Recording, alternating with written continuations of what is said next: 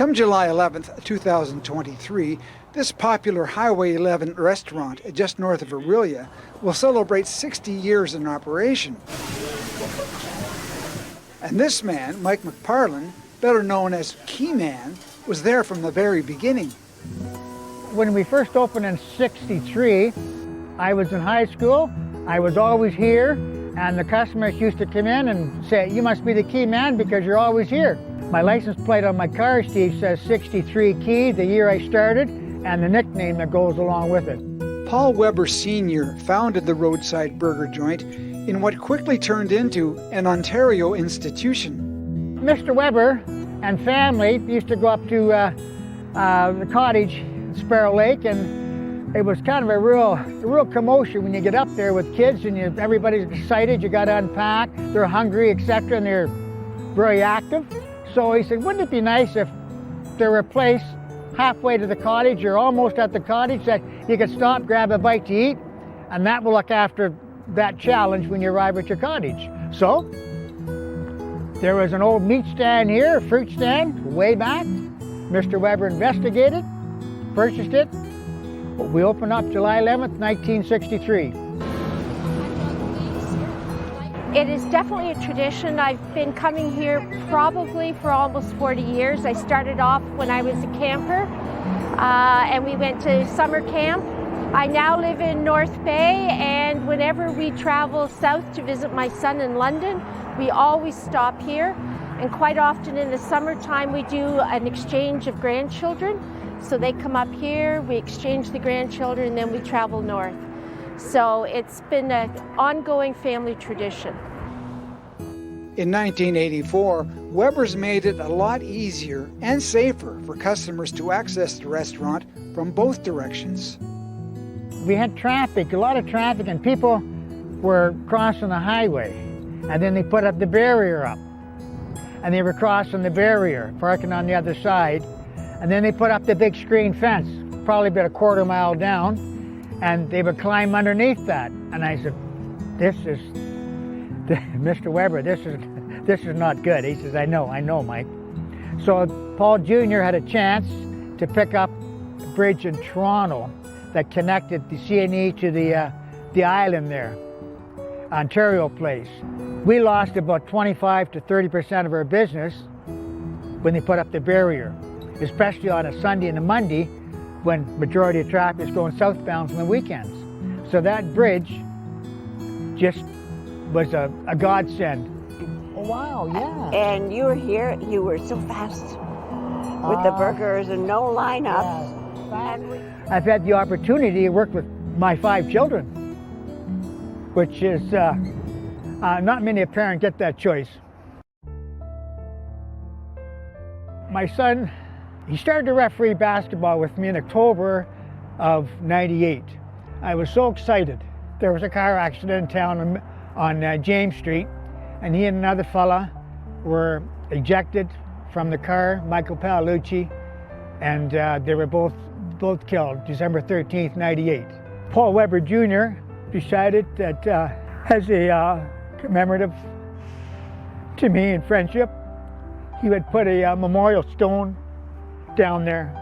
Not a day goes by, I don't think of him, I think of his infectious smile and his positivity and the blue skies that he brought with him. 41 and 5, eh?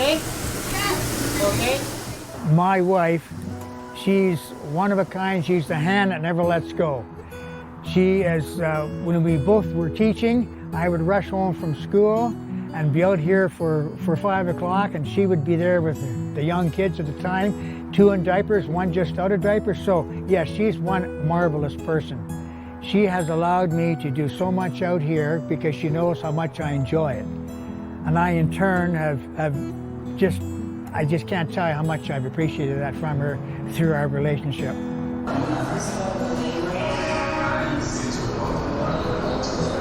Got it, got one.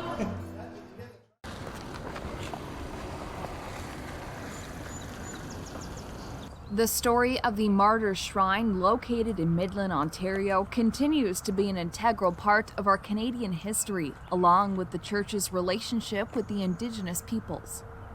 Martyrs Shrine is a National Historic Site and National Shrine honoring the lives of St. Jean de Brébeuf, St. Isaac Jogues, Gabriel Lallemant, and their companions, who were Jesuit missionaries and lay companions who served the Indigenous people of this region and around Ontario and what we now call Ontario and Quebec during the 17th century.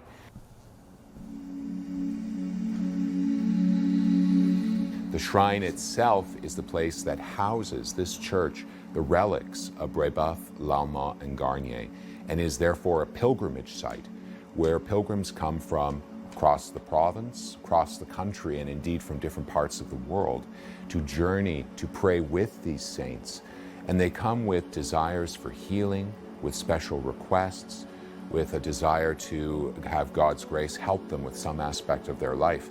And they pray with these martyrs in the Roman Catholic tradition, asking them to join them in their prayers to God for whatever that request may be. Construction of the Martyrs Shrine, the Church of St. Joseph, was completed in 1926, replacing a smaller shrine which was located in Wabashin. It was felt a larger shrine needed to be close to both Springwater and the Sainte Marie Mission. The architecture, the stained glass, the exterior structures all speak to some aspect of the church's tradition or its theology.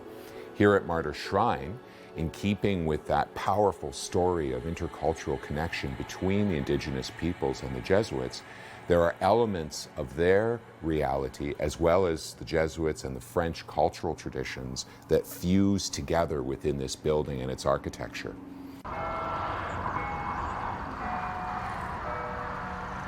At the heart of our story is a relationship between the Jesuit martyrs and the Indigenous people that they grew to love and came to serve. We cannot help but have the Indigenous people, therefore, at the heart of our own story as we continue to share the message of the martyrs. It is very important to us that all Indigenous people, Métis and Inuit, feel most welcome as they come to journey with us in the sharing of this story that began centuries ago. A story filled with challenges, extraordinary circumstances, but also great faith and moments of love that can, to this day, inspire that ongoing and necessary process of truth, reconciliation, and action.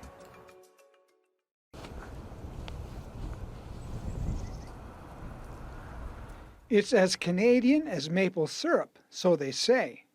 But exactly what makes this liquid gold truly Canadian? Owner of Shaw's Maple Syrup, Tom Shaw, knows the answer. It's only made in northeastern North America, so this is the only place that you can find it in the world. 70% of all maple syrup is made in Quebec, and then the second place holder is Ontario. We make the best maple syrup. Vermont may not completely agree, but Canada's syrup is the best. The explorers originally came to Canada back in, I guess, the 1600s. It was already a major part of the Indigenous people's culture, and they're the ones that taught us how to do it. I love tapping big old trees like this. This tree is over 300 years old and has been tapped by our family for 100 years. You can see all the old tap holes in here, and it's pretty neat to think that we've been making syrup from this for over 100 years. And it all started with Tom's great-great-grandfather. In 1893, Thomas Shaw Sr. purchased the land from the Grand Trunk Railroad just to sell firewood in at the local farmers market. His son, in 1904, when he was 17 years old, decided to start making maple syrup to sell with the firewood in at the Orillia farmers market. 4,500 tapped maple trees are connected by a network of 30 kilometers of tubing which run into main underground lines. From there, the sap flows directly into the sugar shack. We're doing the same thing as a hobby person, maybe on your street that you've seen pails hanging with. All there is drilling a new hole in the tree each year, getting out the watery sap and boiling and boiling and boiling it until it turns into that rich, delicious maple syrup. The recipe, the ingredients is already in the tree. All we're doing is taking water away from it, not adding anything to it. The goal is to make 1,000 gallons of maple syrup each year, which is entirely dependent on the weather. We need to have warm days and cold nights. This creates pressure in the tree. The more of those days that we get, the more pressure we get, the more sap we get. I love maple syrup. When it's boiling, it's the smell of my mortgage getting paid, and it just is a very sweet feeling. But I will admit too, after 2 months of making this, it's okay to shut the evaporator down for the year or two. And Tom Shaw isn't the only one that loves the sweet taste of this uniquely Canadian product. Everyone does. Well, just about everyone.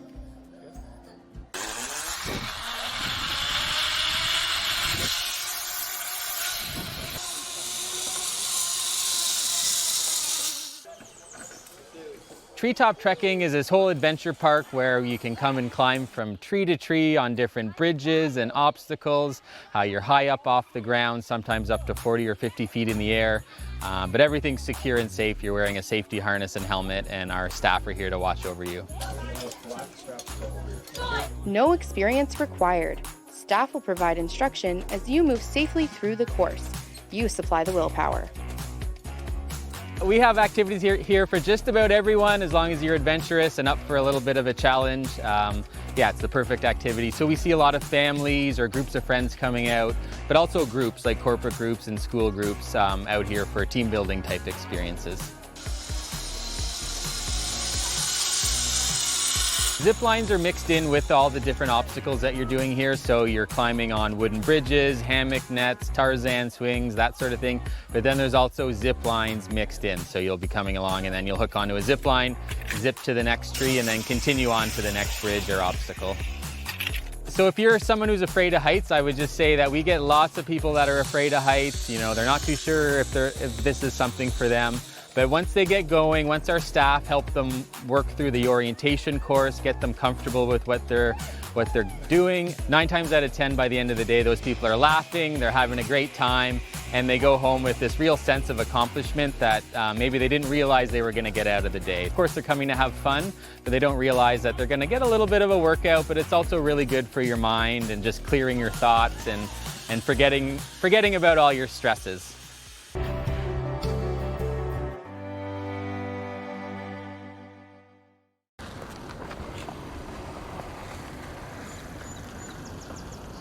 For Peter and Andrea Kyoto, owners of Flying Monkeys Craft Brewery in Barrie, Ontario, their passion for brewing beer together began right here. That is our first foray into home brewing, and we were both in graduate school in Oxford, Mississippi, and we had tasted American craft beer and loved it, but as graduate students couldn't afford it. So with all of the arrogance of youth, we decided we could brew beer. And we could brew beer, you just didn't really want to drink it. Packaging beer, those are the old days. Oh my gosh, everything was manual, it was easy, you know, just us doing it. And now, with 500 different recipes having been brewed under the Kyoto's ownership, their passion for the craft brewing industry continues. It's just become part of my life. And it was really something that we really enjoyed doing. So, you know, to make this our career was a wonderful experience. Some drastic changes have certainly taken place with the brewery over the years, including a name change. We were in the first wave of craft beer in Ontario, and we realized after a while, the first movers, we were all kind of alike. It was a very young industry.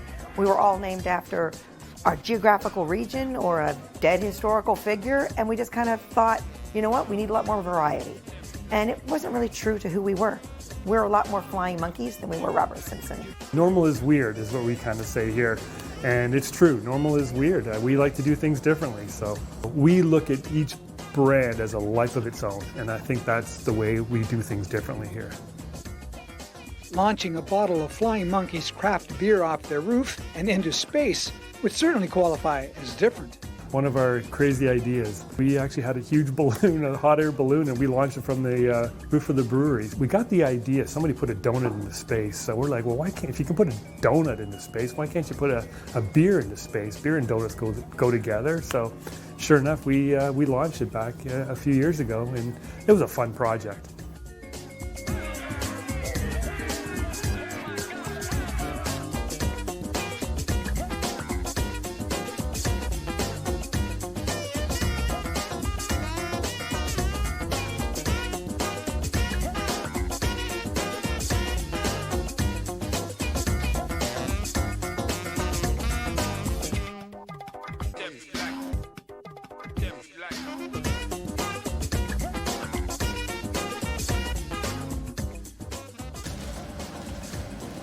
According to Peter Kyoto, the actual process of brewing beer is relatively easy. You have your ingredients, you brew it, and really the hard part is putting it into a package and making sure that that package stays as fresh as possible.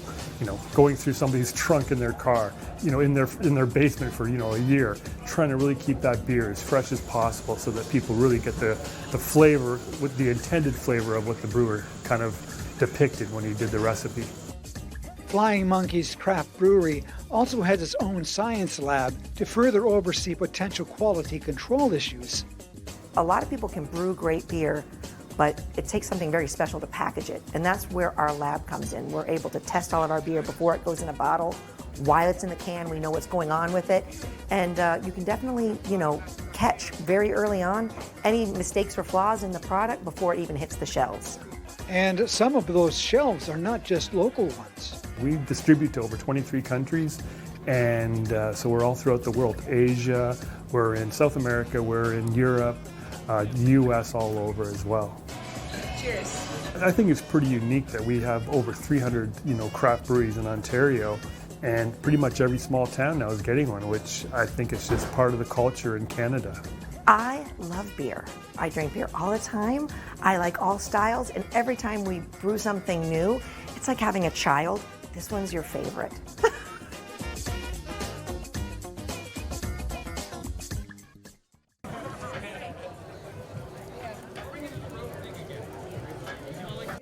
It all began with one butter tart and an ambitious idea that put the town of Midland on the map.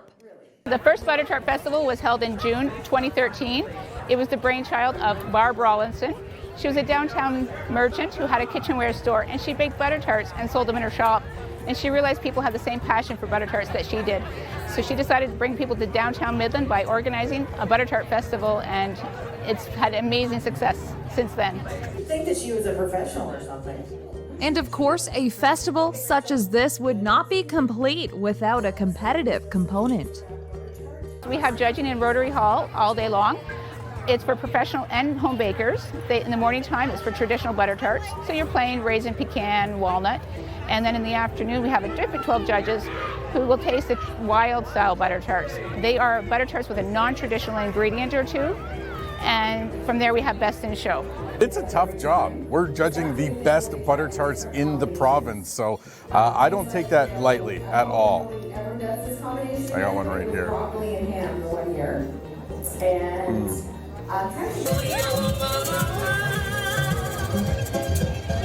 I'm here for the butter tarts. Why are you here, Lily?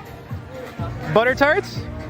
Yeah, we're here for the butter tarts. And honestly, haven't been able to go outside for like 2 years, so this is a pretty awesome event. I don't think anyone had the idea that this would be as popular as it has become, but it has become one of the top 100 festivals in the province. Do you like butter tarts? If I'm going to eat a butter tart, it's got to be a raisin-free. I'm team no raisin.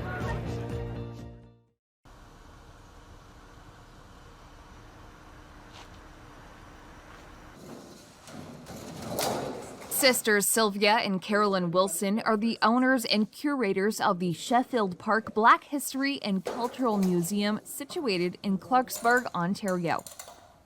The sisters are carrying forward a legacy with the museum that began with another family member's vision. Uncle Howard Sheffield, had a dream and a vision someday that we'd have a museum, and that he thought that our history should be told and shared in the community. Who we are and how we got here into Collingwood. And one time he found little tin plates of pictures, and he was showing it to my sister, and Sylvie was saying, who are these people on these little tin plates? And Uncle Howard knew the names of our ancestors. So we had them enlarged, put up displays in our church, and the community came in to see Black history and who these families were. The museum hosts 17 themed buildings on the property, each one containing various artifacts and exhibits relating to the Black history experience in the Collingwood area. The journey begins in the main building.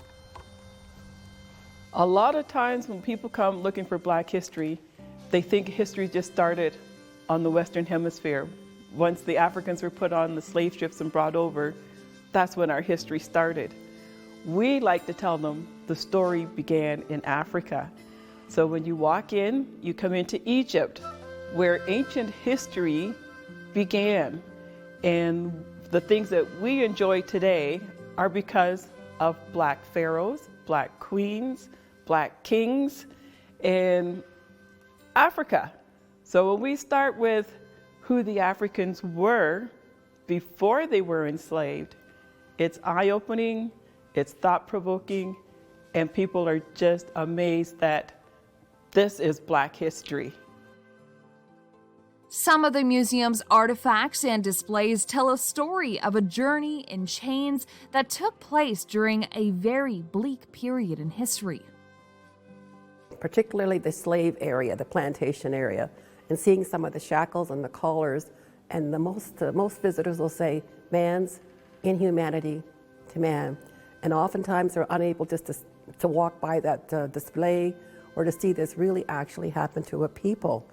And then the question is, how do you feel about that ourselves? So we often answer that by saying, we know history can't be changed, things happened, but it's what we do with the information we have now that can make a difference, change people's thinking, their actions, and how they treat each other. The Sheffield Park Black History and Cultural Museum can also claim that it houses its own Sports Hall of Fame. A lot of our black athletes here locally, like Collingwood and Brewery, Orillia, Owen Sound, they could compete. Our mother, for example, held 5 of the 6 high school records in track and field. And when it came time for the Tud Hope Collegiate Championships, she wasn't allowed to go because of her color. And I think they were afraid that she'd win. But 60 years later, she was inducted into the Black and Gold Society of CCI. Howard would be amazed. He'd be very grateful for my sister, not saying myself, but our family, our people, and our friends. And he would always say, don't forget the people, those who have helped you get this far. Take them further and carry them with you, and they will carry on. He'd be very proud of us to see this today. It's everybody's history. We might have the brown and the black skin, but if you think back, a lot of our great-great-great-great-grandfathers are white. So we're part of their history, and they're part of ours, and now we're part of everybody's. So come take the journey. This was a Soviet-made tank that we saw in Syria 5-6 years ago. Dr. Andrew Gregory loves his job. He is the director of the Base Borden Military Museum. Ever since I was a kid, I've been passionate about military history. So this is my opportunity to convey to people enormous pride in the efforts of our country, of our members of the military in this great enterprise known as Canada. The history of CFB Borden itself began in the spring of 1916.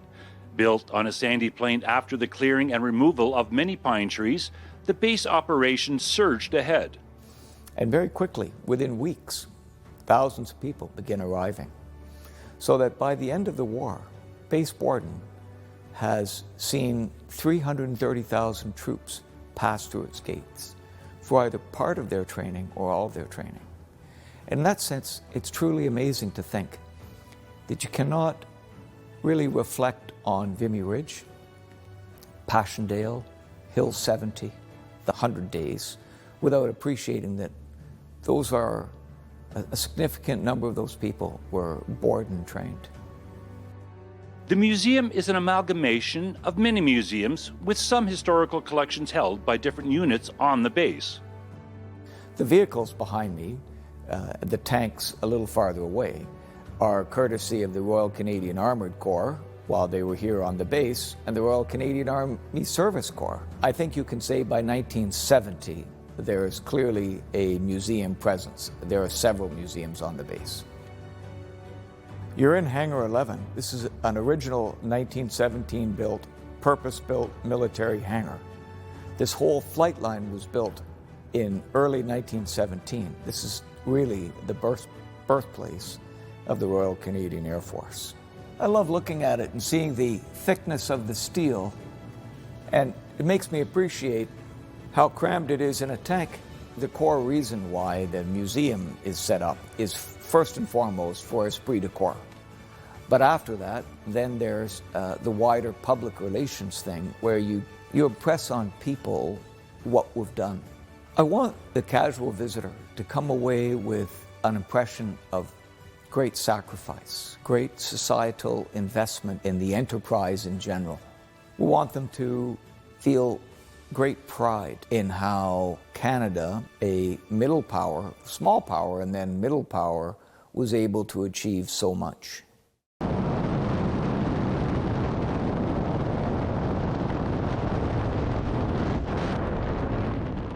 So it does beg the question, why would anyone want to jump out of a perfectly good airplane? Adrenaline, thrill, same reason they do anything.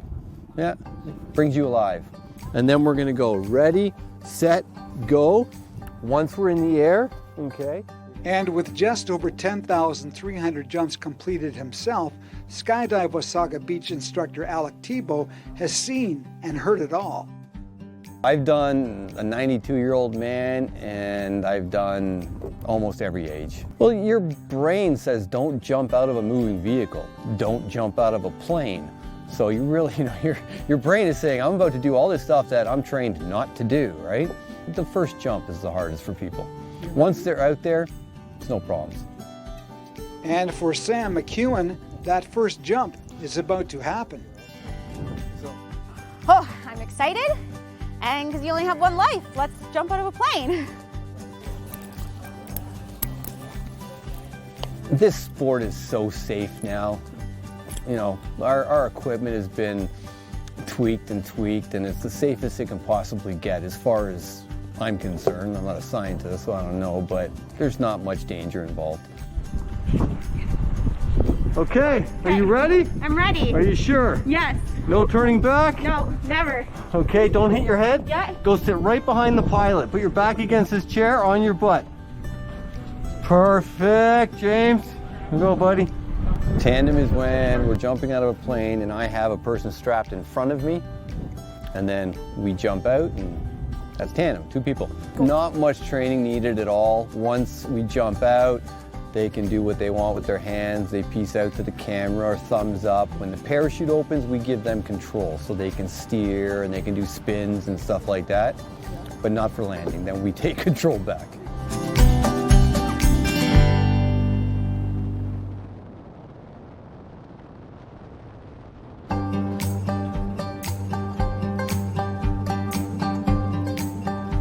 There's a 45-second to a minute free fall, depending on the altitude you go up to, at about 120 miles an hour. We throw out a little parachute called a drogue first, so it slows us down, and we average out at about 120 miles an hour. Of course, if I take a bigger guy or a littler person, it goes up and down, but it's average 120.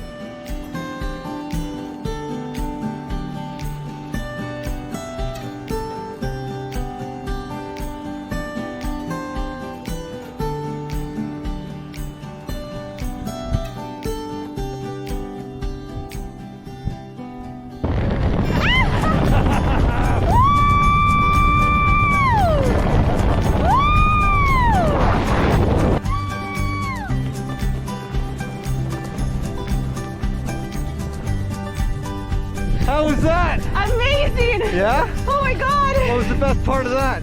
The free fall. You like the free fall? I love the free fall. Yes! I could have done that forever. Oh, you have to do it. You have to try something, everything. Try everything once. You have to try.